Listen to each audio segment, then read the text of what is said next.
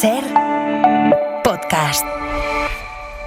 Estás escuchando El Abierto de Hoy por Hoy. Cada día analizamos las noticias más relevantes de la actualidad, las claves políticas, económicas y sociales, con las voces de los protagonistas y los distintos puntos de vista de nuestros tertulianos.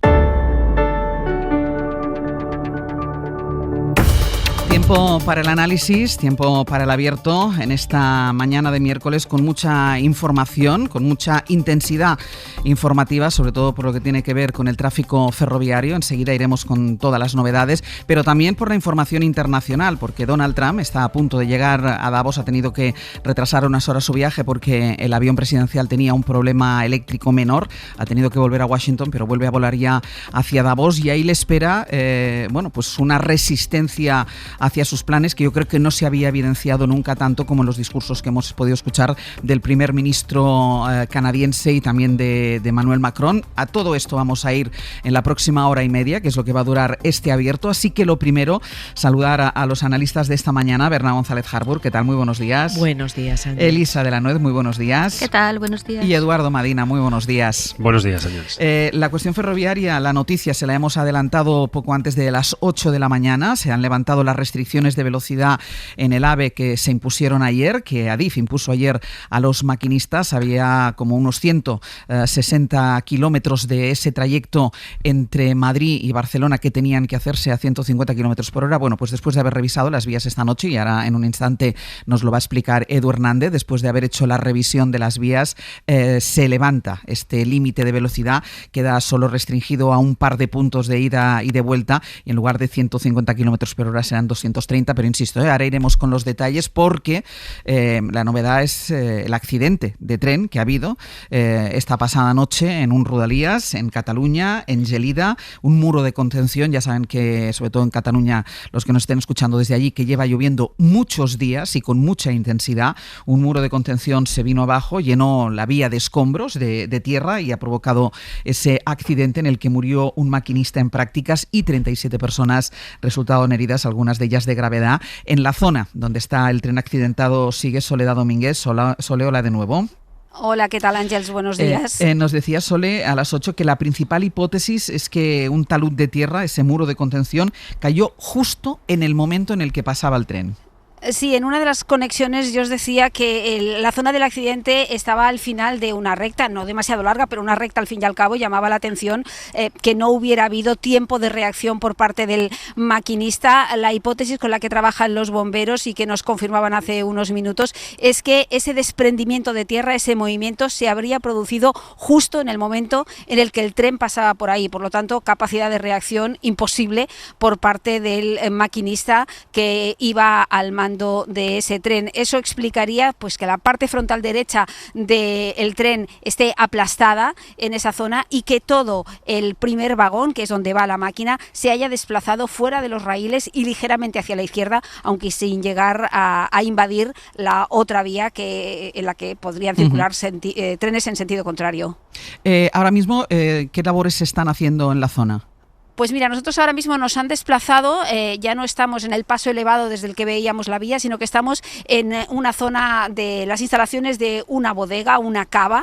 Esto es una zona de viñas y de cava. Aquí es donde se instaló anoche el primer punto de atención a las 37 personas que resultaron heridas en el accidente de anoche, y es en este punto donde se ha instalado también pues el puesto de mando de los bomberos, que van a informar ahora de los trabajos que quedan por hacer. De momento ya hemos visto que hay operarios que están accediendo a la primera cabina y al primer vagón del tren siniestrado para recoger todas las evidencias, porque esto que apuntábamos es la hipótesis. Ahora los peritos tienen que recoger todas las evidencias, todas las pruebas que confirmen esta teoría. Ahora sí, como hay luz, pues ya se puede haber más movimiento, porque a primera hora pues se estaba haciendo simplemente tareas de vigilancia de que nadie tocara nada y de que no se alterara el escenario. Y solo decíamos que el fallecido es uno de los maquinistas en práctica, porque en la cabina, recordemos, ¿no?, iba el maquinista y tres maquinistas en prácticas que estaban observando las operaciones, entiendo. Sí, nos acaban de confirmar personas que han hecho esta misma formación, es decir,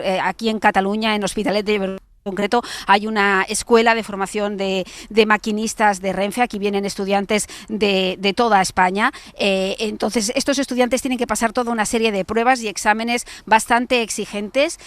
Primero hacen prácticas con simuladores y no es hasta que ya han pasado todas las pruebas oficiales, todos los exámenes, que pueden acceder a la cabina. Primero lo hacen simplemente como observadores. Nos cuentan que cuando hay un maquinista oficial y 3 personas observando, quiere decir que quien tiene el control de la maquinaria es el maquinista oficial, y que esos 3 estudiantes en prácticas lo único que están haciendo es observar cómo se hace el servicio y bueno, pues aprendiendo las rutas y viendo pues todas las posibles incidencias que se pueden producir durante un servicio normal, pero que en ningún caso esos estudiantes en prácticas tienen acceso a la maquinaria, no son ellos los responsables de llevar el tren. Sole, gracias y quedamos pendientes de cualquier novedad en esa zona. Aquí estaremos hasta ahora. Este accidente en Gelida, que fue el segundo que se registró ayer en la red de cercanías catalanas, porque previamente otro tren en Massanet había descarrilado porque también se encontró con restos, con objetos que habían caído a la vía como consecuencia del temporal, y esta doble incidencia ha llevado a suspender hoy todo el servicio de Rodalies. No circula ningún tren de Rodalies en Cataluña, tampoco los regionales, así que lo primero que vamos a hacer hasta ahora es irnos a la principal estación catalana, a la de Sants. Martí Oliver, buen día. Hola, buen día. ¿Cómo está afectando esta suspensión a las miles de personas que cada día utilizan los Rodalies? No sé si llegan muchos viajeros que no saben que no podrán coger un tren. Pues mira, ahora aquí en Sants ha bajado el ritmo.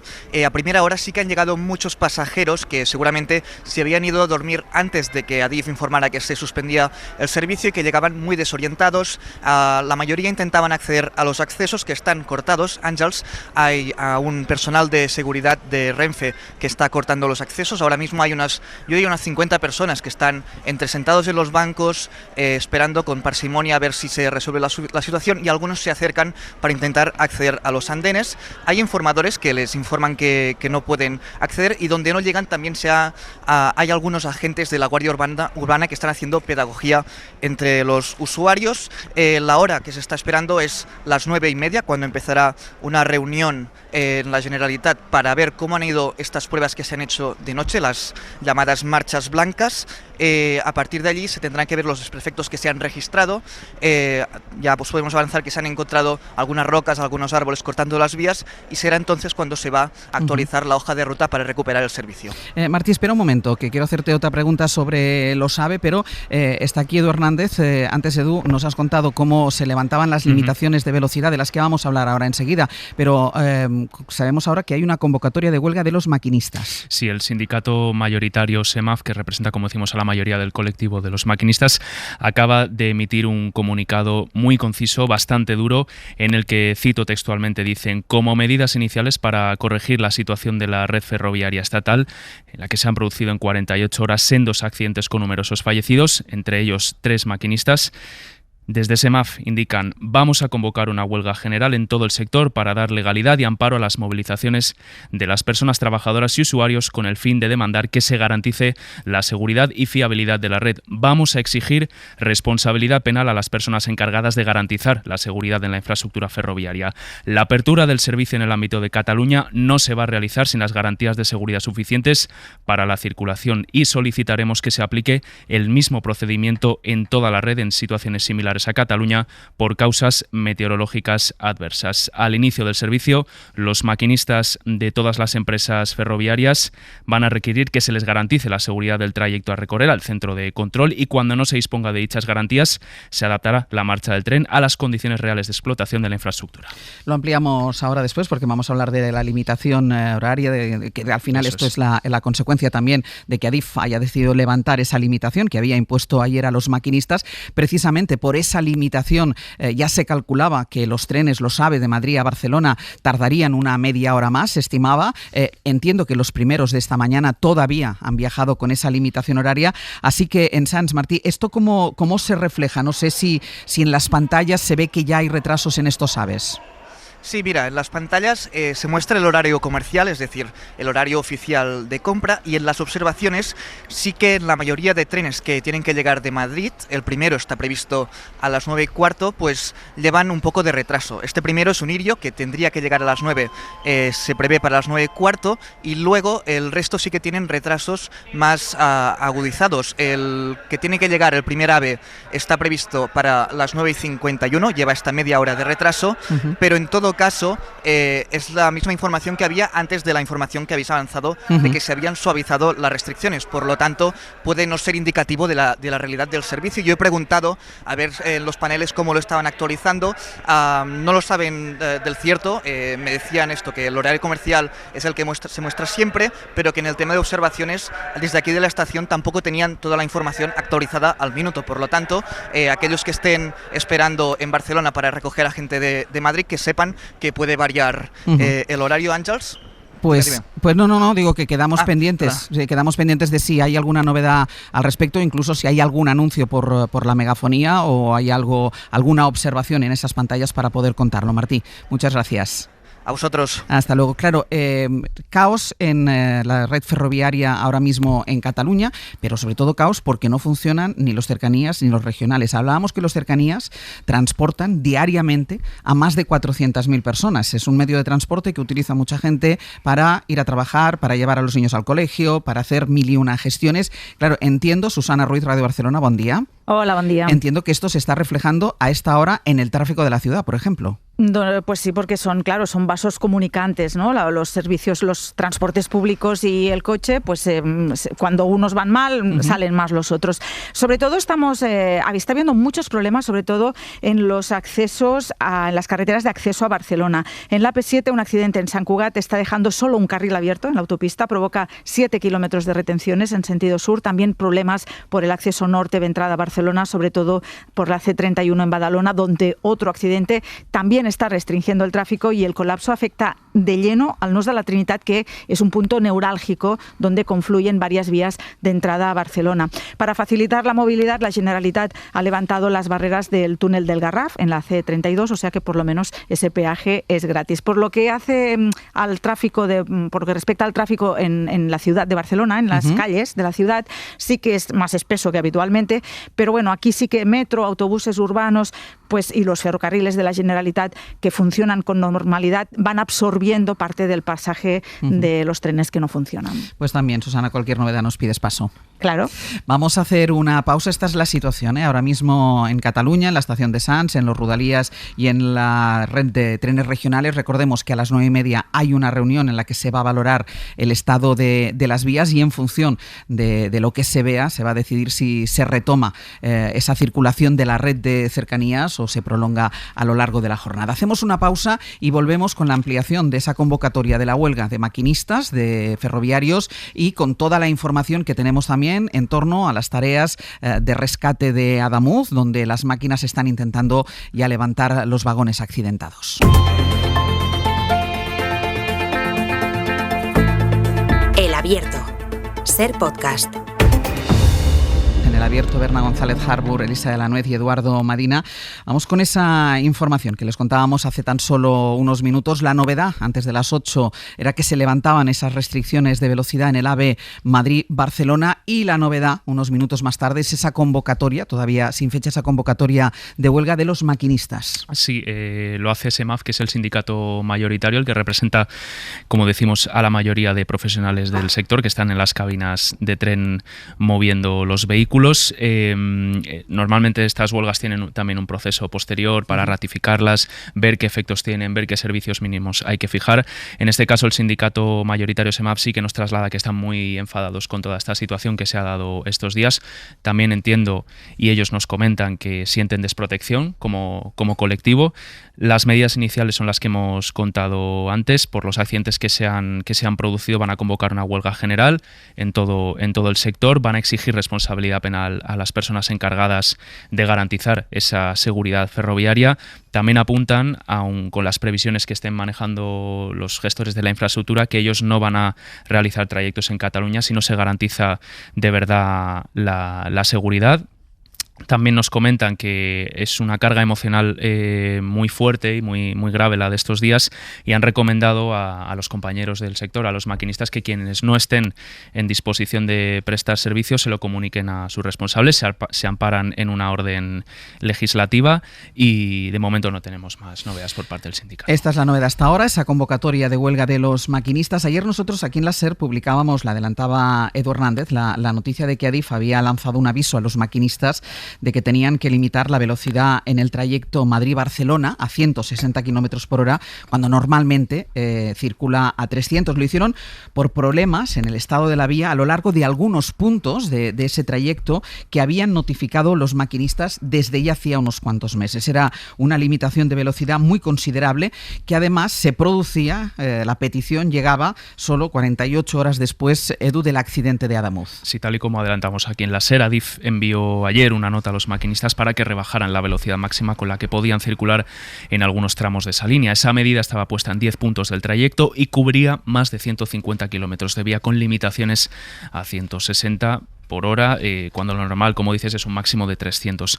Las causas se debían al estado de la vía, el estado de algunos aparatos de vía y el estado de un túnel. Además, también habían notificado problemas en la distancia de frenado con trenes que montan ese famoso sistema de señalización, el RTMS, en un punto muy concreto de la vía. La medida llegaba después de que el colectivo de maquinistas se plantara el lunes y anunciara de forma unilateral que iban a bajar ellos por su cuenta la velocidad a 230 por precisamente seguridad y problemas en la vía. Y esta advertencia de los maquinistas no llegó a raíz del accidente de Adamuz, sino que llevan meses advirtiendo de que este y otros tramos de la red, es decir, no solo en el trayecto Madrid-Barcelona, hay otros tramos de la red que están dando problemas. Sí, el propio sindicato SEMAF, que insistimos es el mayoritario dentro de los maquinistas, ya venía avisando desde agosto. Es entonces cuando piden a Adif y a la Agencia Estatal de Seguridad Ferroviaria limitar la velocidad a 250 km por hora en varias líneas. Son las de Madrid-Barcelona, Madrid-Sevilla, Madrid-Málaga y Madrid-Valencia.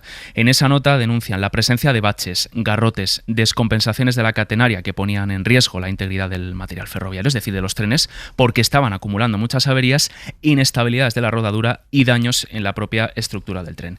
Esa nota se manda a Adif y a la agencia. En todo este tiempo, desde agosto, y por la información a la que hemos seguido teniendo acceso a estas horas, solo tenemos constancia de que en diciembre se dictó una limitación, o había constancia de una limitación en dos puntos muy concretos. Una contraaguja defectuosa de un desvío que hay entre Yeles y bifurcación Torrejón de Velasco. Es un punto por el que se solía pasar a 270 y se rebaja a 80. Esa limitación ya se ha quitado, pero ojo, estuvo puesta 8 meses. Esa era una. La otra también estaba en otra contraaguja defectuosa entre bifurcación Torrejón de Velasco y Los Gavilanes, por la que se iba a unos 220 y pasa a 80. Ese punto es de la Madrid-Sevilla, pero también comparte con los trenes que vienen del Levante hasta la capital. Esa limitación todavía sigue puesta y lleva más o menos entre 9 y 10 meses. Y hay una cosa importante que hay que recordar, porque hace unos meses les hablamos de la retirada del servicio de Ablo, de la línea Madrid-Barcelona, y fue una retirada porque los trenes que prestaban este servicio, habían sufrido unas fisuras graves y no podían seguir circulando por este trayecto. Sí, la línea Madrid-Barcelona ha estado en el foco de las advertencias de los maquinistas por el exceso de vibraciones registradas en un tramo entre Madrid y Calatayud, el de Mejorada Ariza, y que habría sido en parte el responsable de la fatiga del material de ese tren que, como sabemos, ha generado muchos problemas desde el día en el que empezó a rodar, en mayo de 2024. Esto tiene dos caras, Ángels. Renfe ya detalló en agosto de 2024 a la SER que efectivamente esos trenes, pese a que eran nuevos, estaban dando muchos problemas, y entre ellos notificaron efectivamente esa fatiga temprana de materiales, caídas repentinas de los pantógrafos y más cuestiones. De hecho, han hecho que Renfe le ponga una reclamación a Talgo, que es el fabricante, de 116 millones por la falta de fiabilidad del tren. Hablamos del tren Talgo-Abril. Es un modelo que se compra entre 2015 y 2016 por la Renfe de entonces. Talgo presenta un prototipo que en ese momento contaba con un presupuesto que era un 43% más bajo que el de la licitación. Es cierto que entonces se valoraba más la oferta económica, pesaba un 65%, y también se valoró muy positivamente que fuera un tren con más plazas, tiene 5 filas de asientos por vagón, lo que te permite dar servicios low cost, que era lo que le interesaba a Renfe en ese momento para poder hacer competencia a Wigo y a Irio en la liberalización, y también se valoró muy bien que pudiera cambiar de ancho, con capacidad de ir a más de 300 por hora. Ese tren dio muchos problemas con los plazos de entrega y empezó a rodar después de meses de pruebas en mayo de 2024. Desde ahí numerosas incidencias que se han sucedido por el propio tren, que ya tenía esa fatiga de material, y que se han juntado con una vía, la del Madrid-Barcelona, de la que tanto los maquinistas como Talgo ya se han quejado por su estado, aunque desde Adif siempre se ha insistido en que no existía riesgo. Aquí, como vemos, se han juntado un tren que ya venía con esa fatiga, que registraba muchas vibraciones cuando circulaba, y una vía de la que los maquinistas han reportado muchos problemas. Esto hizo que se formaran varias fisuras en los bogies, que son la parte baja del tren, donde están los ejes y las ruedas, de las 5 unidades que hacían ese Madrid-Barcelona y que fueron retiradas. Ya han sido reparadas y están haciendo ahora mismo servicios de Avant entre Madrid y Valladolid. Y sin ningún tipo de problema. Se ha hablado estos días, desde el accidente de Adamuz, de si se ha invertido suficientemente, si no ha habido suficiente inversión en las infraestructuras. Bueno, sobre la inversión en la red, que es un tema, insisto, que trae cola estos días. ¿Cuánto dinero se gasta en mantener la infraestructura? Mira, desde el punto de vista del mantenimiento estamos en cifras de récord. En 2024, que es el último dato disponible, se invirtieron 1.062 millones de euros en toda la red de Adif. Es la cifra más alta desde que este gestor se crea en 2005, porque en ese entonces se separa lo que es la gestión y el operador. Antes lo asumía todo Renfe y entonces se crea Adif porque nos obliga a la Directiva de Liberalización Ferroviaria Europea. Se pusieron más de 469 millones para la alta velocidad y más de 593 para la red convencional.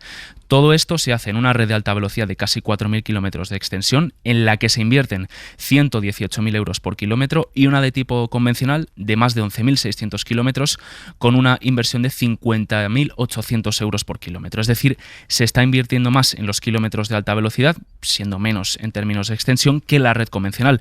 Es cierto que lo que más está creciendo ahora es esa red de alta velocidad, porque es la apuesta del sector, frente a una convencional que sigue más o menos en esos 11.000 kilómetros de longitud. Y si comparamos periodos, porque es cierto que venimos de unos años con poca inversión en mantenimiento, que ahora se está empezando a corregir. Sí, como decimos, desde 2005, que es cuando se crea Adif, hasta 2011, se gastaron 4.900 millones de euros en mantenimiento. Es cierto que la red de Adif de alta velocidad en ese entonces medía solo la mitad de lo que mide hoy. Llega el gobierno de Rajoy y de ahí cae la inversión drásticamente ya desde el primer año, un 41%, de 939 millones a 662. Desde 2011 hasta 2018, en este caso hay que recordar que Sánchez llega a la Moncloa a mediados más o menos de ese año, se invierten poco más de 5.000 millones en mantenimiento. Y ahora, desde 2019 hasta 2024, ya con Sánchez en el gobierno, se invierten más de 5.235 millones de euros. Es decir, hay una diferencia de más de 200 millones de euros en cuanto al esfuerzo inversor. Y algo que es importante, ¿los operadores qué posición tienen en todo esto?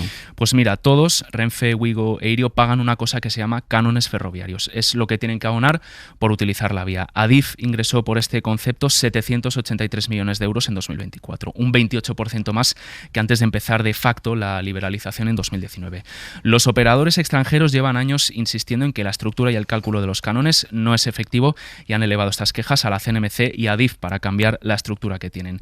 Para Wigo e Irio suponen un 50% de sus costes y para Renfe un 34%.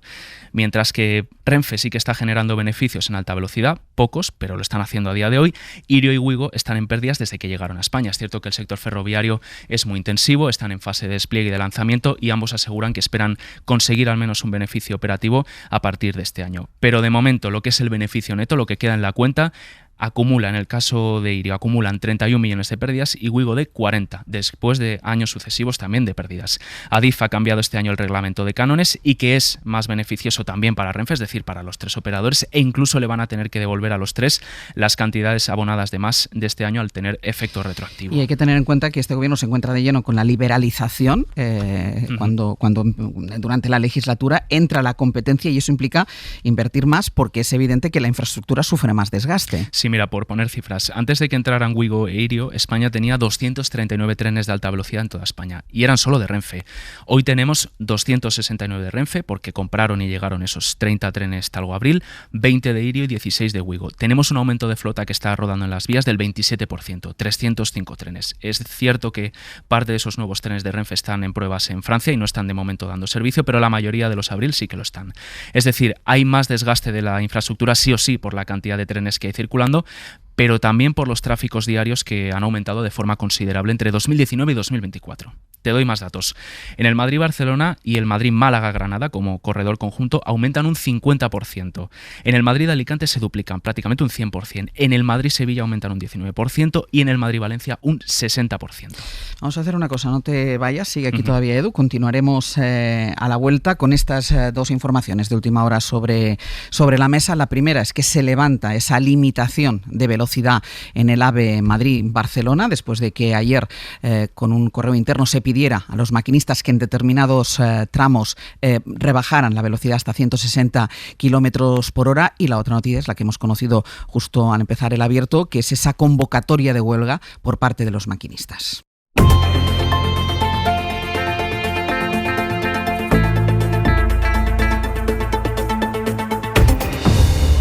En el abierto, Berna González Harbour, Elisa de la Nuez y Eduardo Madina, que no se han estrenado todavía, pero me parece importante y necesario este informe que ha traído y que nos ha ido desglosando Edu Hernández, que es nuestro especialista en infraestructuras aquí en la cadena SER. Me quedan un par de preguntas, Edu, para hacerte y ya voy con los analistas. La primera, se ha levantado la limitación de velocidad en el tramo Madrid-Barcelona, salvo en unos puntos determinados.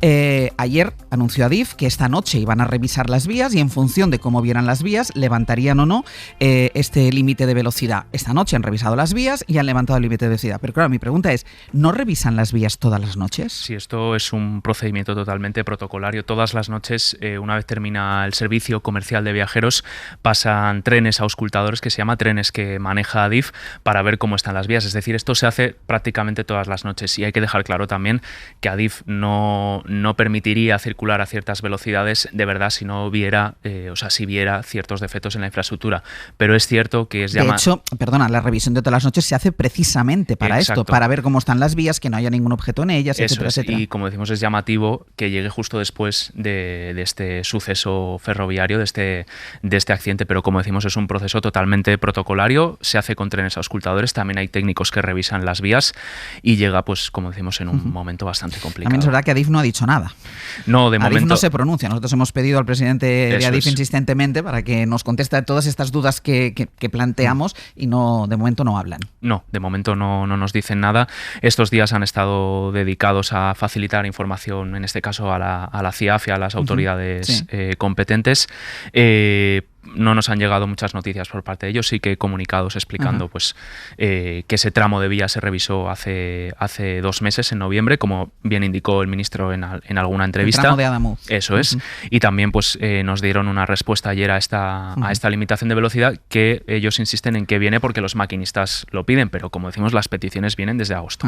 Y una última cuestión, porque es verdad que puede haber un poco de psicosis, miedo a coger el tren directamente, porque hemos visto en 2 días 2 descarrilamientos con fallecidos, con heridos graves.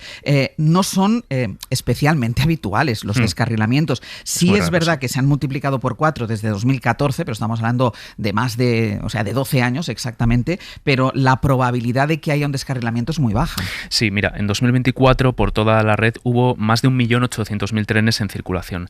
Tuvimos 97 accidentes y 22 descarrilamientos. Es decir, la radio de este tipo de incidentes por tren es muy baja. Sale a un accidente cada 18.500 trenes y a un descarrilamiento cada 81.800, que como decimos se puede dar, o no, estos son simplemente datos, lo otro es una probabilidad. Lo voy a comparar muy rápido con la carretera y según los datos que he podido extraer de la propia DGT, ahí la ratio de accidentes, un accidente cada 4.500 desplazamientos. Así que el ferrocarril es seguro y como decimos, estos accidentes no son para nada comunes, aunque sí que es cierto que son muy aparatosos, como hemos estado viendo. Edu, gracias. Hasta Cualquier luego. novedad te espero aquí. Aquí estamos. Son poco comunes, son aparatosos, pero sí es verdad, Berna, que da un punto de intranquilidad. Primero, conocer que ha habido denuncias de los maquinistas, que al fin y al cabo son los que pasan todos los días por las vías de los trenes desde el mes de agosto, que no hayan tenido respuesta. O si la han tenido es porque estos trenes que por las noches revisan las vías, Adif considera que las vías están bien, pero sí produce una cierta intranquilidad y que esto se produzca o que hagan caso a las reclamaciones de los maquinistas después del accidente de Adamuz. Sí, Ángeles, veníamos hablando parece un signo de los tiempos, ¿no? Veníamos hablando de cómo ha empezado el año con noticias galopantes y de repente nuestro trágico accidente de Adamuz se convierte también en el inicio de otro momento trepidante de noticias que se van agolpando, cada cual más inquietante, ¿no? Estábamos ayer todos concentrados y seguimos en el goteo mortal de víctimas que se fueron aún sacando de los restos de los vagones, mientras a la vez somos conscientes de que la investigación tardará mucho más de lo que anhelamos, cuando de repente surge este accidente de Rodalies y esas noticias inquietantes sobre ese tramo de Madrid-Barcelona que ha tenido que ralentizarse. Bueno, pues ¿qué nos encontramos? Que ayer, durante todos los programas, todos los profesionales, los analistas, que nos dejamos llevar por la racionalidad y la cordura, o lo intentamos, estábamos apelando a la prudencia, a la tranquilidad. Es hora de los técnicos. Y yo, frente a cualquiera que intente utilizar esto para polarizar y para lanzar bulos. Bueno, pues hoy nos encontramos que no estamos hablando de bulos, que no estamos hablando de polarización, de un uso partidista, estamos hablando de profesionales, estamos hablando de los sindicatos del sindicato de maquinistas, estamos hablando de alertas importantes sobre vibraciones, sobre señalizaciones, sobre seguridad. Algunas de ellas llegaron al Senado en verano, otras se han ido conociendo más tarde, y desde luego las que aportan los maquinistas entre ayer y hoy, bueno, pues nos llenan de alarma, ¿no? Por eso, porque son profesionales, todos neófitos. O sea, yo no soy especialista, sí soy usuaria. Hoy el tren, para todos nosotros y para tantos oyentes, es como coger el metro, como en Madrid, o como coger un autobús, es casi un transporte urbano más. Todos podíamos estar en esos trenes. Hemos visto, y Edu Hernández ha dado las cifras, cómo se ha multiplicado y el servicio está, lo podemos ver, desbordado. O sea, cada vez que vamos a Atocha, que vamos a Sants, que vamos a Málaga, vemos tanto desbordamiento, mientras las infraestructuras, bueno, pues sí, ha crecido algo el mantenimiento, pero uno siempre se pregunta, ¿estarán preparadas para tantos viajes, para tantas compañías, para cómo se ha multiplicado el servicio? Mi pregunta es de ignorante absoluta en infraestructuras, pero a la vista de estos accidentes, pues bueno, ya vamos a empezar a escuchar con más atención esas quejas de los profesionales, ¿no? Edu. Sí, bueno, yo creo que este es un país que ha estado siempre muy orgulloso del desarrollo que ha sido capaz de alcanzar en alta velocidad, en ingeniería ferroviaria, de un modelo de transporte que ha sido icónico y que ha sido parte de la expansión de lo que se ha denominado muchos años marca España en el mundo. Hemos competido muy bien en concesión de obras muy lejanas, hemos sido capaces de hacer trenes de alta velocidad en países lejanos por lo bien que lo hemos hecho aquí. Y es verdad que desde aquella primera línea del año 1992, que enlazó Madrid con Sevilla, Sevilla con Madrid, es decir, enlazó el sur con la capital a través de una obra de alta velocidad, yo diría que este es una gran apuesta de desarrollo en transporte que este país siempre ha valorado muy bien y del que nos hemos sentido siempre muy orgullosos, ¿no? Cierto que de un tiempo a esta parte, como dice Berna González Harbour, tiene cada vez más ruido alrededor. Ha habido quejas, saturaciones y más. Ha habido ruido alrededor. Sí. Y llevamos unos años con una cierta conversación inflacionada alrededor de lo que antes era un cierto silencio orgulloso de algo que siempre funcionaba muy bien, que era la mejor manera de ir, que competía increíblemente contra el avión y que hacía que el desplazamiento en trenes fuera enormemente puntual, enormemente seguro, enormemente eficiente, enormemente confortable. Era una gran seña de identidad de país, ¿no? Y es verdad que de repente, dentro de esa cacofonía de ruido de un tiempo a esta parte, pues hemos encontrado el epítome de estos 2 días de duelo en los que estamos todos consternados por el impacto de este accidente, con más de 40 personas que han fallecido, en un accidente que todavía se está buscando las causas de qué ha sucedido ahí. Es verdad que no tenemos todas las opiniones todavía, están investigando, se está auditando qué ha sucedido ahí, analizando bien, y tiempo habrá para sacar conclusiones, ¿no? Yo diría que hay al menos algún elemento atmosférico al que poder agarrarnos. Que esta es una tragedia con pérdida significativa de vidas humanas, que nos ha dejado a todos en sensación de duelo, que al menos no va acompañada de una descomunal bronca política, que es como normalmente van acompañados estos instantes por los que ha pasado este país en los últimos no sé cuántos años. Hemos tenido de todo. Pues en cada uno de esos de todos ha habido una bronca política acompañando. Esta vez no. Así que, primer elemento positivo, hay al menos un cierto silencio político que puede hacer pensar que es posible que de aquí salgamos analizando qué ha sucedido y colocando medidas para que no vuelva a suceder. No tengo ni idea de si hay que meter más dinero en mantenimiento, de que no soy nadie es experto en trenes, excepto los expertos en trenes, pero ojalá seamos capaces de sacar conclusiones de aquí. De todas formas, la bronca política yo creo que le falta muy poquito para bueno, que estalle. Es verdad que ahora iremos a ello. Crucemos los dedos. Ahora iremos a ello porque yo creo que está ahí todo muy contenido, porque es verdad la gravedad y sobre todo la desazón que nos ha generado a todos por algo que decía Berna y que tú comentabas en las claves, que uno se da cuenta de la fragilidad del ser humano en estos momentos, porque todos los domingos volvemos a casa, todos los domingos vamos a nuestro puesto de trabajo, es decir, cualquiera de nosotros podría estar haciendo ese trayecto. Y yo creo que eso es lo que mantiene contenida la bronca política, pero ahora, insisto, ahora iremos a ello, Elisa.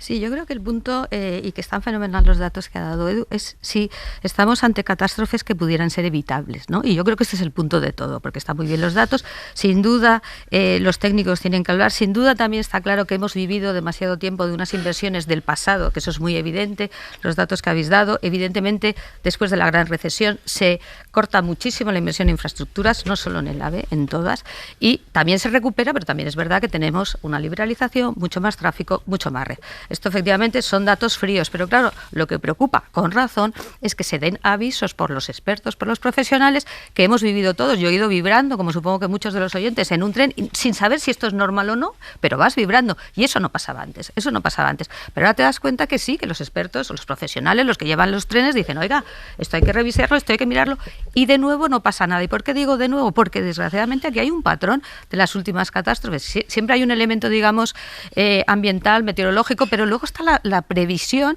los avisos que te dan. Me estoy acordando del cribado, por ejemplo. Me estoy acordando de tantos casos donde claramente lo que falla es la capacidad de respuesta cuando te están avisando. Y además esto es muy interesante porque le pasa a todas las administraciones, a todos los gobiernos y a todos los partidos. Y a mí como ciudadana me preocupa que si hay unos maquinistas, unos profesionales que te dicen estoy viendo problemas, no haya respuesta. Lo que pasa es que delante de estos profesionales, y no voy a ser yo quien defienda a ADIF, que yo creo que ADIF se tiene que defender a sí misma, que por eso insisto en que debería salir a dar explicaciones. Si ante las quejas de estos profesionales hay una revisión diaria, porque la hay, de las vías, como la ha habido esta noche, y no se detecta nada en las vías, es decir, ADIF, y lo acaba de decir Edu, ADIF no permitiría, porque las consecuencias las hemos visto en Adamuz, ADIF no permitiría que un tren saliera de Atocha o saliera de Barcelona sabiendo que hay un problema en una vía. Pero claro, mira, es un segundo, pero quiero puntualizar. Eso es lo que realmente es el problema, que es la falta de confianza que tú tienes en pensar eso.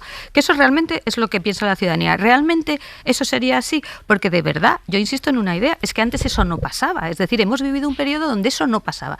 Ni los problemas que había en las estaciones, ni los problemas técnicos, ni los retrasos, ni las vibraciones. Entonces, la sensación que tienes es que a lo mejor efectivamente ellos confían en que es seguro, pero esas incomodidades, esos problemas técnicos, esas, digamos, quejas, no nos han atendido, y quizá porque pensaban que realmente no hay un peligro real, pero lo que sí hay es una falta, como te diría, un deterioro del servicio patente. Lo que pasa es que yo, por ejemplo, los retrasos creo que forma parte de ese ruido del que hablaba Edu, pero en los retrasos no te juegas la vida, y los retrasos pueden tener la explicación la sobrecarga de trenes que salen. Pero tú estás obligado a dar un servicio de una cierta calidad, de unos estándares mínimos de calidad. Entonces, claro, no le das importancia porque a lo mejor no afecta a la seguridad, pero sí afecta a muchas otras cosas, ¿no? Sí, quiero recordar el caso de Angrois, de la curva de Angrois. Han pasado 13 años, se tardaron muchos años en tener una información sobre lo que ocurrió, pero desde el principio surgieron las sospechas. Recordemos que era una curva en la que los maquinistas debían manualmente rebajar la velocidad, digo de memoria, de 200 a 80, estoy hablando de memoria, y el pobre hombre reconoció que se despistó y que no la bajó, pero no había implementado sistemas de seguridad y de automatismo que habrían podido evitar ese fallo humano. Porque quería finalmente la condena, que fue hace poco relativamente, un año y medio o algo así, fue a él, al maquinista, y a un responsable de seguridad.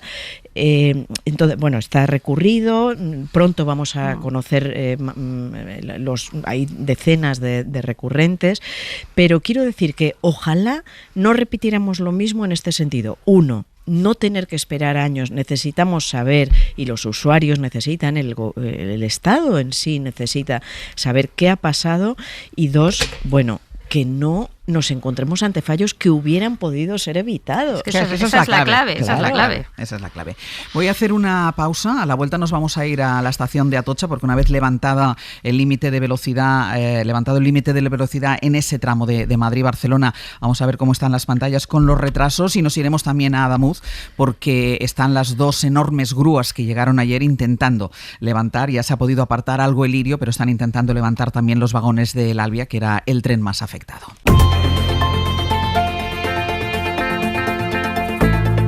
El Abierto.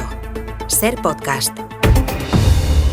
En El Abierto, Berna González Harbour, Elisa de la Nuez y Eduardo Madina. Nos vamos a Atocha, que es el otro extremo de la línea afectada por esa limitación de velocidad que se impuso ayer a los maquinistas y que se ha levantado a primera hora de esta mañana. Agustín Rodríguez Sahagún, en Atocha, buenos días. ¿Qué tal, Ángeles? Buenos días. Agus, ¿se han corregido los retrasos que nos comentabas antes, ahora que la velocidad habitual ya se ha recuperado? Pues mira, no, más bien al contrario. De hecho, los retrasos han ido creciendo. Es verdad que se han estabilizado hace unos minutos, pero bueno, sí que se siguen acumulando retrasos. De hecho, mira, acaba de llegar ha llegado 20 minutos más tarde de lo previsto. El AVE procedente de Sants acaba de hacerlo. Antes tendría que haber llegado aquí a Atocha un Irio a eso de las 8:37. No lo va a hacer hasta en principio dentro de 2 minutos, a las 9:24. Es decir, más de 45 minutos de retraso. Y la otra llegada más inmediata desde Barcelona es la de un Wigo, prevista a las 9:17, que se va a retrasar también más de media hora. El resto de trenes que van a llegar próximamente desde Barcelona pues cuentan ya con retrasos de entre 20 y 40 minutos de momento. Digo de momento, Ángeles, porque es verdad que desde la conexión de las 8, pues bueno, estos retrasos han ido aumentando, por lo que a ver si en los próximos minutos se mantienen o si incluso aumentan. En todo caso, es verdad que los viajeros están tranquilos. Poco antes de que ese asentamiento de las limitaciones de velocidad de 160. He hablado con algunos viajeros, uno de ellos, por ejemplo, me decía esto, que hoy lo primero era la seguridad. Me parece muy lógico y son medidas que tienen que tomar vistas los acontecimientos, claro que sí. Seguramente nosotros no vamos con hora, pero entendemos el retraso perfectamente. Bueno, veremos en los próximos minutos si se activa esta estación de Atocha, que está muy calmada, no solamente por los retrasos, sino sobre todo, lo comentabais, por esos viajes a Andalucía cancelados por el accidente de Adamuz, pero hoy, estos días, en fin, todos asumen que va a haber retrasos, también en las cafeterías o los taxistas que estaban preocupados viendo cómo les iban a afectar estas tardías llegadas a su jornada laboral, ya están algo más aliviados viendo que llegan esos viajeros procedentes de Barcelona. Agus, gracias. A ti, hasta luego. Sí, toda la actualidad ha virado hacia el sistema ferroviario, fue en primer lugar y sobre todo por el accidente de Adamuz. Allí siguen los trabajos para despiezar el tren Albia, que cayó por un terraplén, y en ese punto continúa María Eugenia Vilchez. Buenos días.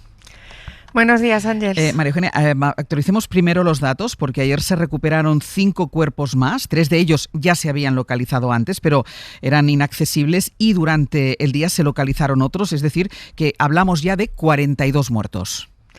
Sí, 42 víctimas mortales. Además, 25 de esas víctimas ya han sido identificadas por los equipos forenses mediante las huellas digitales. Según el último informe que envió ayer el Centro Integrado de Datos, 27 de esas 42 víctimas estaban en el tren Albia, que hacía la ruta entre Madrid y Huelva. 6 de ellos estaban en las vías del Albia. Otras 6 estaban en el interior del tren Irio, que iba desde Madrid a Málaga, y 3 cuerpos se encontraron entre ambos trenes. Una vez identificados los cuerpos, hay que decir que las familias son informadas, y a partir de ese momento tienen que contactar con una funeraria para que se realicen los trámites con el Registro Civil de Montoro, que ya sabéis que es el juzgado de guardia, el juzgado que estaba de guardia el día del accidente y al que le corresponde la gestión forense de todo, y a partir de ahí, bueno, pues el Registro Civil otorga la licencia de enterramiento. Por otra parte, la cifra de denuncias de desapariciones, Ángeles, ha aumentado en 2, ha llegado hasta 45. Se han presentado en las comandancias de Madrid, de Málaga, de Córdoba, de Sevilla y de Huelva. Y básicamente el luto especialmente se concentra en Huelva, donde hay más de 22 de las personas fallecidas. Para comprobar que esa cifra de fallecidos, María Eugenia, no crece, que se quedan esos 42, hay que acabar de descomponer y de apartar los restos del Albia. Es una tarea, ayer ya nos lo contabas, muy compleja. Supongo que hasta ahora ya se ha reanudado. Sí, bueno, es que no ha parado durante toda la noche, y lo que podemos contar es que no se ha hallado de momento, hasta donde van ahora, no se ha hallado ningún cuerpo más, ninguna persona más fallecida, ninguna persona más desaparecida en los trabajos que han hecho durante la noche. Queda todavía Queda todavía retirar el Lirio, que está en pleno proceso de retirada. Durante la noche han tenido que ir avanzando, retirando escombros del tren Albia, sí. Porque las grúas no podían avanzar más hasta que no se fuesen retirando esos escombros. La cizalla, las tijeras esas enormes que ayer vimos en tantas fotos y en tantos medios de comunicación, están todavía funcionando, cortando como si fuera papel el acero que forma los vagones y las estructuras que están alrededor de ese tren descarrilado, y habrá que esperar durante la mañana a que terminen esos trabajos. Nos gustaría que fueran muy rápidos, pero hay que hacerlo palmo a palmo, centímetro a centímetro. Esos kilómetros de vía, esos metros de vía han sido revisados previamente por los equipos de la UME, por los equipos de caninos también, oncológicos, cinológicos, de la Guardia Civil, y no han encontrado, no han hallado ningún indicio de que hubiera más desaparecidos, pero habrá que esperar. Nos decías y ayer que iba a ser un trabajo, te contaban los operarios, que era un trabajo prácticamente de artesanía lo que tienen por delante. María Eugenia, muchísimas gracias. A vosotros, buen día. Van a ser relevantes para la investigación de Adamuz los audios que anoche publicó Cordópolis, el diario.es. Es el sonido de la caja negra, que son las comunicaciones que mantuvo el maquinista del tren Lirio, que iba desde Málaga a Madrid, el que descarriló primero y que invadió la otra vía. Pues las comunicaciones que mantuvo el maquinista con la estación de Atocha, donde está el centro de mando de Adif. Hay dos conversaciones separadas. Esta que vamos a escuchar es la primera. Se produce, instantes después, no sabemos exactamente cuándo, pero parece muy poco después del accidente. El maquinista habla en ese momento, no de un descarrilamiento, en ese momento habla de un enganchón. 6189, aquí Atocha, dime. Hola, Atocha, mira, acabo de sufrir un enganchón a la altura de Adamuz. Ya te veo. Pues sí, venga, de acuerdo. Déjame un teléfono, anda. Apunte, por favor. Por aquí que bajéis pantógrafos. Más abajo no pueden estar. O sea, que ya los ha bajado. Pues sí, está todo bajadísimo. Venga, de acuerdo. De hecho, tengo el tren bloqueado, ahora mismo. O sea, que no te puedes mover, ¿no? No, voy a necesitar reconocer. Vas a necesitar reconocer, sí. Espera. Sí. Un segundito, Margarita, no me cuelgues, ¿eh? Espera, o te llamo yo ahora, ¿vale? Sí, tranquilo. Venga. En esta primera comunicación, el maquinista de Lirio no es exactamente consciente de lo que le ha pasado al tren que él lleva, es decir, no sabe que ha habido ese descarrilamiento, habla de ese enganchón. Un tiempo después, tampoco sabemos cuánto, se produce una segunda llamada. Ahí sí que el maquinista informa de que hay un incendio en uno de los vagones. Es consciente ya y se lo explica a quien le coge el teléfono en Atocha que el tren ha descarrilado y que está invadiendo la otra vía, pero no dice nada sobre el tren Albia, lo que hace pensar que en ese momento el maquinista no es consciente de que el tren ha pasado, porque es de suponer que ha pasado, y que ha impactado contra su propio tren. Ni lo sabe él, pero es que tampoco lo sabe, o no lo menciona, si es que lo sabe, el centro de mando de Atocha, que le dice que no vienen trenes por la otra vía. 6189, aquí Atocha. Hola, Atocha, 6189, mira, comunicarles que es un descarrilamiento, estoy invadiendo la vía contigua, repito. Descarrilamiento, estoy invadiendo la vía contigua. Vale, venga, recibido. Pues gracias por avisar. El tráfico de más vías urgentemente, por favor. Sí, no hay ningún tren llegando. Y tengo un incendio también. Necesito abandonar la cabina porque tengo que verificar, ¿vale? Que tengo un coche enseñando. Venga, tengo su teléfono, perfecto. Pues voy a comunicarlo por aquí, ahora me pongo en contacto con usted.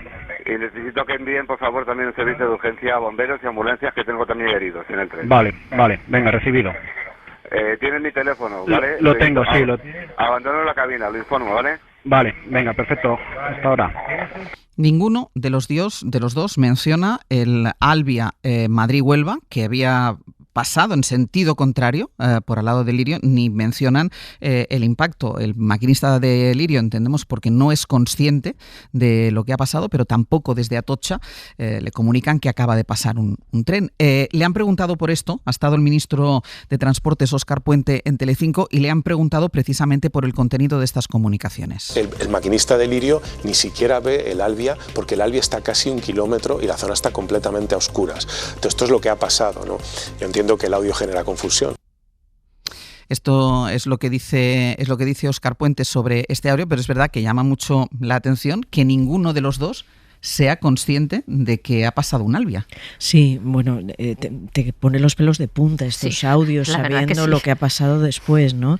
Desde luego llama la atención y es de aplaudir la tranquilidad, la templanza, la educación, todo, por favor. Sí.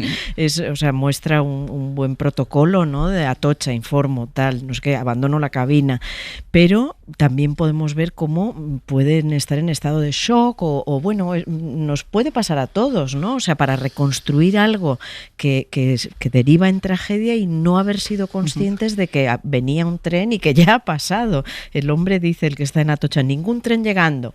Bueno, qué tranquilidad, claro, es que se ha hablado mucho se ha hablado mucho de la fatalidad de este accidente, de la mala suerte de que en ese mismo momento venía un tren en dirección contraria, que no dio tiempo a frenar, porque el maquinista de Irio lo que pide es frenen todos los trenes, porque tengo 2 vagones en otra vía. Vamos a escuchar, que no era el audio bueno el que queríamos escuchar de Óscar Puente, que en Telecinco, insistimos, le han preguntado por estos audios. Sabemos el gap que ha habido entre el descarrilamiento y el impacto, que se ha hablado de 20 segundos, o sea, se meten muchos datos a la opinión pública al principio que no están totalmente contrastados. Ahora parece que el descarrilamiento es casi simultáneo, se habla de menos de 9 segundos. Tanto eso es lo que hay, ¿no?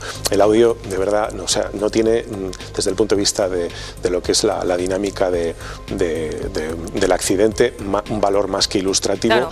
Sobre todo de que el maquinista no fue consciente de que había chocado con otro tren y de que había descarrilado hasta que bajó y pudo examinar las vías. Bueno, solo por aclarar una cosa, porque dice el ministro Óscar Puente, se meten datos a la opinión pública sin contrastar. Los 20 segundos es la declaración que nos hizo aquí el presidente de Renfe a primera hora de la mañana, en este abierto, a la mañana siguiente, el lunes, después del accidente, cuando nosotros le preguntamos y él dice, pasan 20 segundos desde que el tren descarrila hasta el impacto con el Albia. Es decir, señor Puente, nadie se ha inventado estos datos. Estos datos los dio, y no solo nos los dio a nosotros, porque después el presidente de Renfe habló con otros medios de comunicación y mantuvo lo de los 20 segundos. Lo digo también por aclarar, porque como se habla mucho de los bulos, esto no es ningún bulo. Esto era una fuente oficial, que era ni más ni menos que el presidente de Renfe que habló de estos 20 segundos. Elisa. Sí, a mí lo que me preocupa un poco es que como una fuente oficial no verifique eso antes de hablar, que ese es el tema. Es otra cosa. Ese es el problema, pues de no bulo. Si lo ha dicho el presidente, pues a lo mejor si eso no estaba verificado,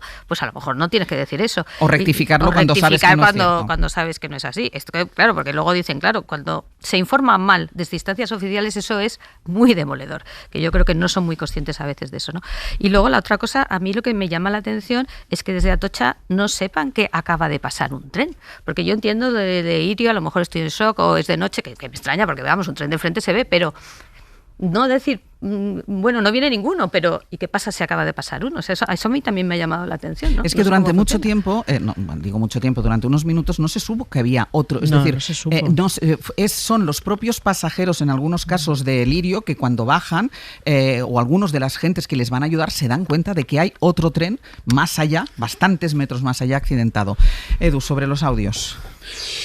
Bueno, yo me quedo con ellos. Me quedo con lo ha dicho Berna y estoy 100% de acuerdo. La profesionalidad, templanza y aplicación fría de un protocolo en un instante de descarrilamiento, incendio y heridos. Como mínimo eso, descarrilamiento, incendio y heridos por parte del maquinista de ese tren, que creo que hace lo que debe y lo hace en un momento en el que muchos de nosotros quizás nos viéramos ahí y aplicar ese protocolo no es sencillo, ¿no? Por tanto, creo que contrasta con todo lo demás, ¿no? Con todas las hipótesis de ruido y silencios institucionales que estamos viendo alrededor de las informaciones que en algún momento van a llegar. Alguien a lo largo de los próximos días o de las próximas semanas, o cuando tenga toda la información, se colocará, estoy seguro, delante de los micrófonos de todos los medios de comunicación, dirá buenos días o buenas tardes y explicará punto a punto qué ha sucedido aquí, dónde estaban los problemas y qué soluciones se van a poner a jugar, ¿no? Es que yo creo que aquí es lo importante, y además nosotros lo estamos manteniendo desde el lunes por la mañana, es no entrar en el terreno de las especulaciones. Sin duda. Decir, porque no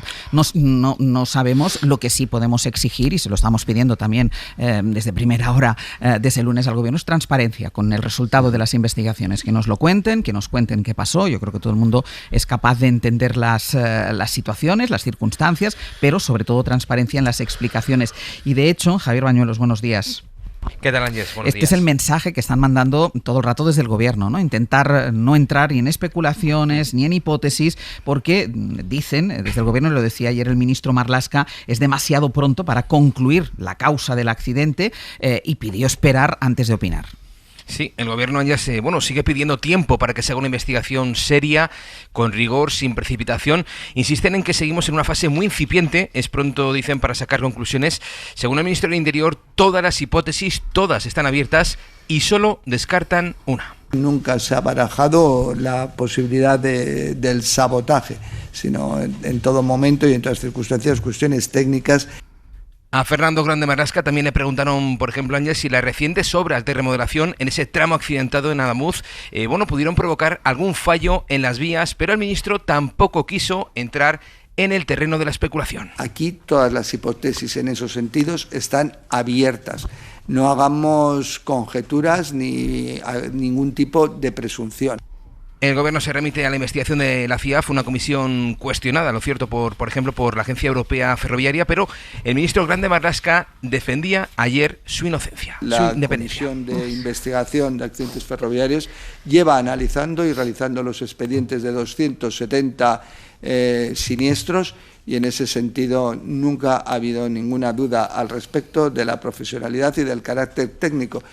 Bueno, sobre el terreno, Ángeles, ya sabemos que el trabajo del equipo de criminalística de la Guardia Civil sobre el tren Irio ha terminado ya. Quedaban por analizar los 6 últimos vagones del Irio y, según nos confirman, esa inspección ocular ha culminado ya. A la espera, nos dicen, de que la Guardia Civil remita ahora su informe al juzgado que esté investigando ya este accidente ferroviario.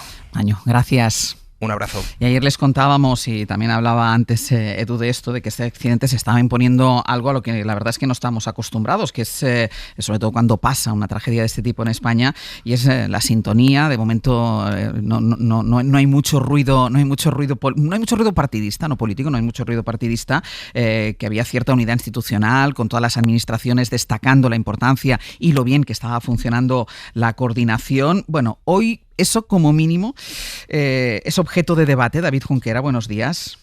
Hola, buenos días. Porque anoche, al conocerse la muerte de ese maquinista en prácticas en el Rodalies en Gelida, Alberto Núñez Feijóo escribió en un tuit: esto es demasiado. Y el resto del mensaje, sí que es verdad que no es especialmente hostil, pero cuando lo publicó ya había miembros de su partido que elevaban o habían elevado bastante el tono, no sé si al sentirse presionados por Vox.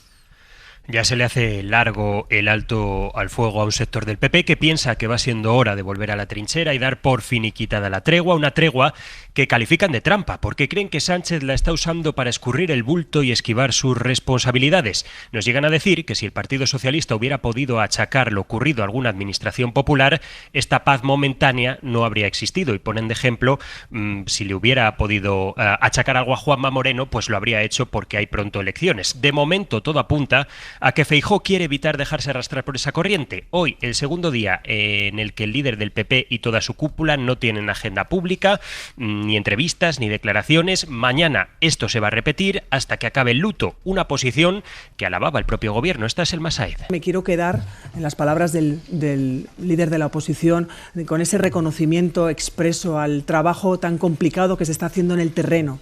También cómo ha reconocido la profesionalidad con la que se está trabajando, que es lo que nos demanda la sociedad. Así era hasta la tarde de ayer, cuando la noticia que desvelaba la SER alteraba el plan de vuelo. Génova sigue pregonando que hay que mantener el perfil bajo, pero muchos de los cargos que le tienen ganas a Óscar Puente han empezado a no poder mantener quietos los dedos, han empezado a tuitear. Juan Bravo pedía explicaciones de forma mesurada, porque a fin de cuentas es el secretario encargado de infraestructuras en la cúpula popular. Tuiteaba: una decisión de este calado y en el contexto actual, la de frenar a los trenes a Barcelona, exige una aclaración de inmediato. Tuiteaba un poquito más allá Cayetana Álvarez de Toledo, tecleaba: convirtieron el Ministerio de Transportes en un cortijo de mordidas, en un instrumento de insulto y polarización, enchufaron a Koldo en Renfe, a prostitutas en Adif, despreciaron los avisos técnicos sobre la degradación de las vías, anunciaron trenes a 350 kilómetros por hora y ahora esto. También se lanzaba la portavoz en el Congreso, Esther Muñoz, tuiteaba: es gravísimo, qué tranquilidad puede tener la sociedad española si se toma esta decisión ahora. Ahora es ese último ahora en mayúsculas. Y luego caían más tuits tras el nuevo accidente de Rodalies, lo has reseñado tú, Ángeles. Uno de ellos era de Feijóo, que no se salía de tono, pero empezaba así: Esto es demasiado tiempo dándole cancha al gobierno, piensa buena parte del PP, que alaba el papel de Juanma Moreno, pero pide más acción a la dirección, con temor a que Vox capitalice la labor de oposición en todo lo relacionado con el accidente de Adamuz. Junquera, gracias. Gracias. Edu, hablabas tú precisamente, ¿no?, de ese silencio, de esa tranquilidad, de esa paz. Yo no sé si a esta paz y a esta tregua le queda un telediario. Yo espero que no. Y espero que el PP, si tiene que escuchar a alguien, sea el presidente del gobierno de la Junta de Andalucía. Que creo que en las circunstancias en las que está se podía haber dedicado a poner a parir al gobierno central, a acusar a Adif, a acusar al Ministerio de Fomento, a recordar al anterior ministro de Fomento. Podía haber tirado de las evidencias obvias de este asunto. Y ha optado por una posición mucho más institucional, por poner a disposición los recursos con los que cuenta la Junta de las familias que han sufrido una pérdida aquí, que son básicamente 41 familias, 41 pérdidas de vidas humanas. Un accidente que primero hay que ver qué ha sucedido. Es lo del chiste, ¿no? Primero preguntar antes de disparar, no disparar antes de preguntar. Yo esperaría y recomendaría a la oposición que esperara, en el sentido de que institucionalicen su posición, que es donde mucho de su electorado les espera, colaboren entre los distintos niveles institucionales y las distintas administraciones en que esto, en fin, para las familias sea dentro del drama lo menos drama posible y lo más fácil salir de este agujero en el que han entrado y poder, en fin, demostrar que el Estado opera conjuntamente cuando algo así sucede. Y cuando todo llegue, cuando la auditoría esté hecha, cuando sepamos qué ha sucedido, analicen los pies de página de eso que ha sucedido y hagan las preguntas que quieran hacer, pidan las responsabilidades que quieran perder. Pero por favor, apaguen Twitter. Apaguen las redes sociales. No disparen Twitter. Sí, eso se lo digo a unos cuantos, que soy experto en sufrir algunos tweets. Así que sí, sé de lo que hablo. Por tanto, apaguen Twitter y institucionalícense, claro, que es donde les estamos esperando, con 41 víctimas mortales y un accidente de esta naturaleza que ha sobrecogido a toda la sociedad española. Por tanto, tiempo habrá. Desenfunden Twitter, por favor. Y es que, y además, y esto yo decía ayer, no es incompatible con pedir responsabilidades si hay que pedirlas cuando llegue la hora. Cuando llegue, claro, cuando sepamos qué ha sucedido. Que además, Edu, ese es el trabajo de la oposición.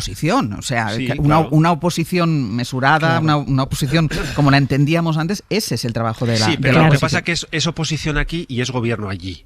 Es oposición en el gobierno central y es gobierno en 12 comunidades autónomas y en no sé cuántos ayuntamientos. O sea, que aquí nadie es oposición 100% y gobierno 100%. Esto es un Estado descentralizado, con competencias descentralizadas. Ya sé de quién depende Adif, pero también sé los recursos que un gobierno autonómico tiene, y el presidente del gobierno de esa comunidad autónoma, Andalucía, también lo sabe y lo ha puesto a disposición. Es decir, no han dado diciendo, no, mire, esto es todo competencia de Adif, el teléfono es el de Adif, a mí ni me llamen. No, el tío ahí, claro. Por tanto, esperen un momento, sepamos qué ha sucedido y después analicen. Berna. Es que hay dos factores que están marcando la diferencia. Uno, lo acabas de citar, Edu, es el propio Moreno Bonilla, un presidente mucho más empático, más moderado, más racional. Exacto, y ahí voy al segundo factor, que es que venimos no de la Dana, venimos del Ventorro.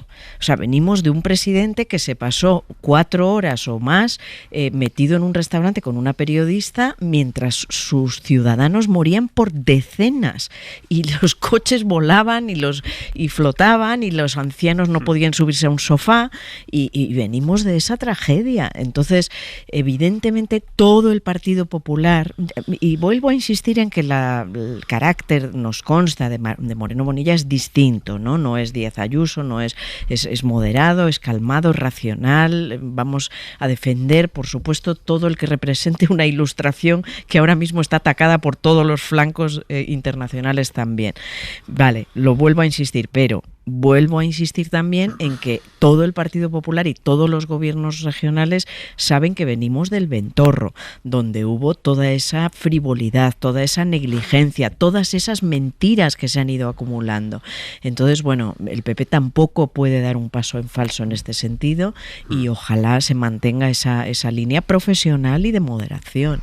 Sí, yo quería añadir una cosa que me parece importante. Cuanto más institucional es la respuesta y menos, digamos, voces y tal, más fácil es que la investigación sea realmente neutral y profesional. Porque si no, la tentación de protegerte, si te empiezan a decir Óscar Puente, eres el responsable, no sé qué, es enorme y comprensible desde un punto de vista político.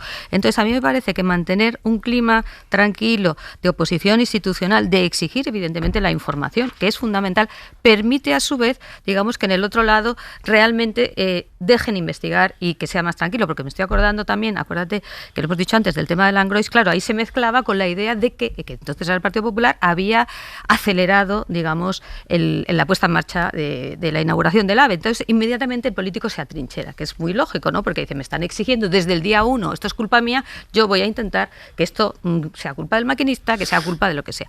Y a mí eso sí me parece que es algo fundamental, y volviendo al principio, porque si tú quieres recuperar la confianza del ciudadano, necesitas transparencia y necesitas una investigación que se perciba como neutral y profesional, porque como se perciba que hay injerencias políticas, que estás intentando que se diga que es la culpa del maquinista o la culpa de no sé qué, estás perdido desde el punto de vista de la confianza del ciudadano, y me parece eso clave. Por tanto, totalmente a favor de que se mantenga este clima, porque va a permitir, creo, que sepamos realmente lo que ha ocurrido. Lo necesario aquí yo creo que es el clima, como dice ahora Elisa, insisto, en la transparencia, en las explicaciones, y que sean los técnicos y los que estén elaborando el informe y lo que están mirando qué es lo que pasó, los que hablen y los que nos cuenten, y a partir de aquí pues ya vemos. Una última cosa que quiero contarles, porque llevamos, claro, desde el lunes hablando del tema del accidente ferroviario, ya de los accidentes ferroviarios, pero no podemos perder de vista el efecto que está teniendo la irrupción de Donald Trump en la geopolítica mundial. Se está celebrando en Davos el foro económico, va para allá ahora mismo el presidente de los Estados Unidos, aunque ha tenido que dar media vuelta en el Air Force One porque había un problema eléctrico menor, pero esto le ha obligado a cambiar de avión. Va a volver al foro económico mundial marcado por la creciente tensión con sus aliados europeos por la intención del estadounidense de hacerse con el control de la isla de Groenlandia. Enviado especial a Davos, Jordi Fàbrega, hola de nuevo. Hola, ¿qué tal? Buenos días. A ver, Jordi, ha dicho Trump que Europa va a ver hasta qué punto él está dispuesto a llegar para hacerse con Groenlandia, mientras que líderes como el francés Macron y, sobre todo, el primer ministro canadiense Carney han endurecido en sus intervenciones el tono y han llegado a criticar el matonismo del presidente estadounidense. Sí, veremos qué dice hoy Trump aquí en Davos. Acabamos de estar con el secretario de Comercio de Estados Unidos, que nos ha confirmado que va a llegar con 3 horas de retraso, pero que va a llegar para su intervención, que está prevista para las 2:30 ante el plenario del Foro Económico Mundial. Trump regresa aquí 6 años después de su última intervención, y se encontrará un auditorio no precisamente amable, porque hemos visto cómo los asistentes aplaudían, incluso puestos en pie, las intervenciones más críticas con él, como la del primer ministro de Canadá, Mark Carney. You cannot live within the lie of mutual benefit through integration when integration becomes the source of your subordination.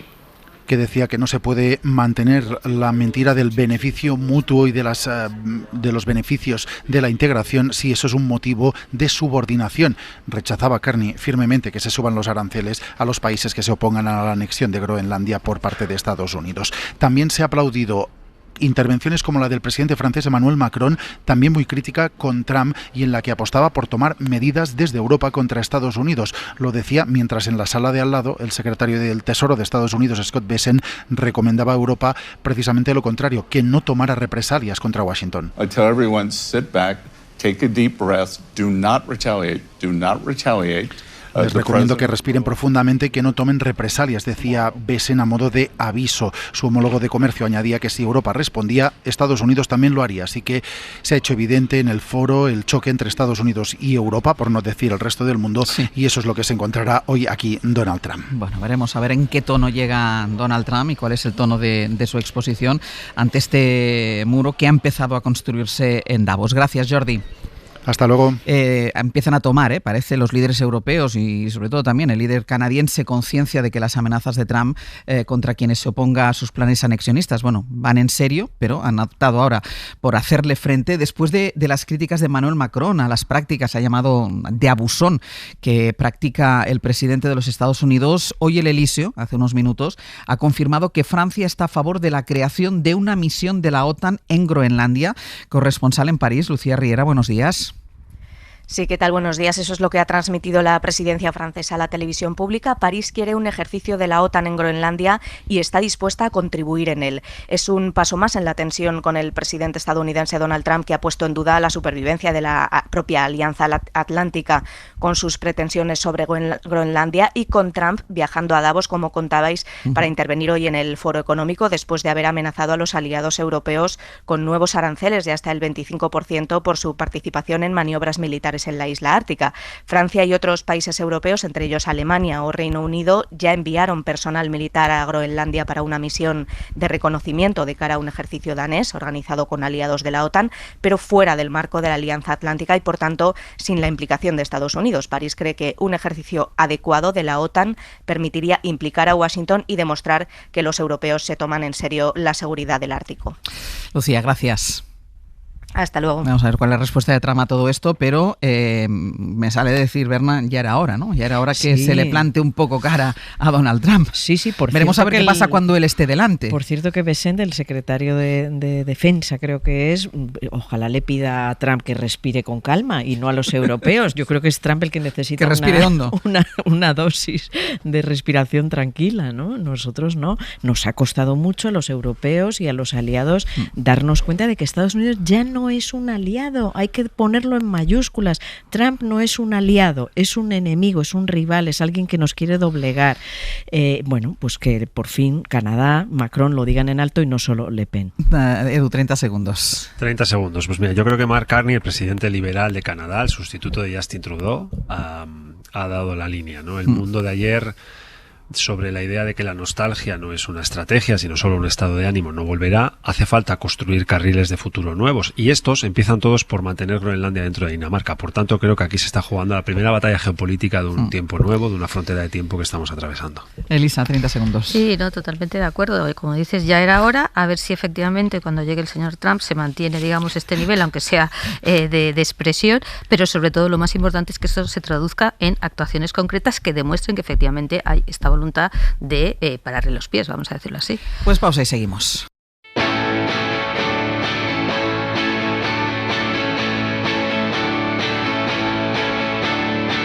Creo que fui demasiado sincero y no lo quiero pensar. Es tan real que te cagas del miedo y no lo vas a olvidar. Es un gran golpe que me ha quebrado el cristal. Últimos minutos del Abierto es que dejaba sonar porque me gusta mucho. Sí, se nota. Pero también me gustáis vosotros, ¿eh? Se nota cuando te gusta y cuando no. Ya, pero vosotros también me gustáis. Hay miles de músicos que han fracasado profesionalmente porque tú has dicho enseguida, buenos días. Sergio Castro, Pepe Rubio, buenos días. ¿Qué tal? Buenos días. Hoy sí que vamos a prolongar un poco el Abierto porque con Marta Sanz y Manuel Delgado en el Rincón y la Esquina vamos a hablar de ellos y de ellas, de las gentes que se supone que saben de lo que hablan, de expertos y de expertas. ¿Qué relación tienen nuestros colaboradores con un experto y una experta? Y a ustedes les vamos a pedir algo pero diferente. Cuéntenos esa historia cuando creyó que usted era un experto y descubrió que no lo era en absoluto, o que lo era pero no tanto. O cómo fue aquella ocasión en que se hizo pasar por experto o experta conscientemente y le pillaron. O cuando estaba en el otro lado, cuando descubrió a un experto totalmente impostor. Historias de expertos que no lo son para ustedes ya en el 900, 100, 800. Bueno, pues con el pretérito pluscuamperfecto con Ana Usé nos vamos a 1990 cuando se ponen en marcha las televisiones privadas. Todos tenemos recuerdo de aquellos momentos, de Canal Plus, Telecinco, Antena. Hasta lleva gafas desde entonces. Sí, para el codificado del Canal Plus que se las ponía. Por el fútbol, sí, que el partido de los domingos. Forzaba la vista. Claro. Bueno, yo recuerdo... Fuera de juego se veía un poco mal. Yo recuerdo, yo me reía mucho con los informativos de Luis Herrero y Esmeralda Velasco en Antena 3 Televisión, que donde no entraba un vídeo correcto nunca. Y me acuerdo un día que Luis Herrero dijo, ha puesto pincho, tortilla y cerveza a mi realizador si hoy cada titular corresponde con cada vídeo. No podríamos hacerlo aquí con los fallos del timeline, ¿eh? Ya han pasado años, pero sigue siendo un poco así. Bueno, y vamos a terminar, nos vamos a preguntar, vamos a hacer algunas preguntas que le vamos a hacer a nuestro invitado a partir de las 11:30 de la charla. ¿Dormimos bien? ¿Le damos la verdadera importancia que tiene al hacerlo? Si ya se la damos al deporte y a la alimentación, ¿el proceso ha deteriorado el sueño? ¿Y cómo era? ¿Y cómo ha evolucionado el sueño? Igual en la antigüedad, cuando no había despertadores, la gente era más feliz. Lo vamos a tratar con Juan Antonio Madrid, que es doctor experto en trastornos de sueño. Yo voy a intentar no convertir esta entrevista en una consulta. Bueno, pero yo creo que voy a intentarla en eso vas a universalizar el problema, no tengas miedo a hacerlo. Vale, porque me da un poco de miedo que empiece a preguntarle por lo mío y por lo tuyo, Sastre, que es más o menos lo de las gafas, ¿no? Hoy no me tengo que despedir en nombre de ningún tertuliano, ¿no? No, hoy está... Ostras, es que de verdad, ¿por qué enseñas nuestras vergüenzas? Edu, estás ahí, ¿no? Claro, hombre. Venga, pues ya podemos decir adiós. Qué vergüenza. Berna González Harbour, Risa de la Nuez, Eduardo Madina. Hasta la semana que viene. Adiós. Para no perderte ningún episodio, síguenos en la aplicación o la web de la SER, Podium Podcast o tu plataforma de audio favorita.